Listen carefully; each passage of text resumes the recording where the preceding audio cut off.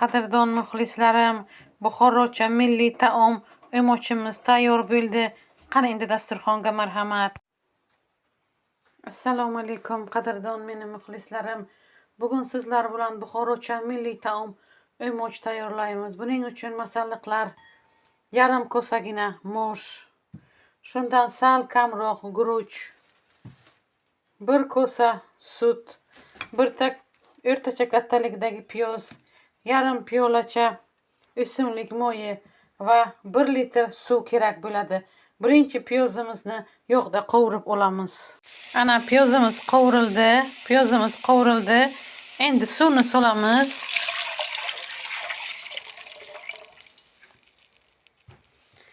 Mo'shni solamiz.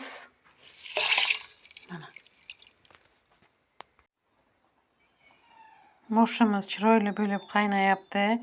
Mo'sh pishgandan keyingina guruch solinadi. Qadrdon muxlislarim, mana mo'shimiz chiroyli bo'lib pishdi. Endi guruchni solamiz.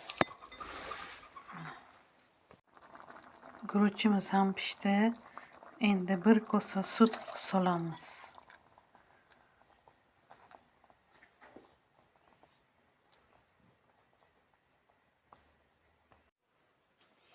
Endi o'mochimizga mana quritilgan nano va ana ozgina 2 qoshiqgina katta stalovoy ложкада unni xamir qoramiz va tuz, sho'rtta qilib xamir qorib, maydalab o'mochimizga tashlaymiz. Mana xamirchani mayda qilib o'mochimizga solamiz.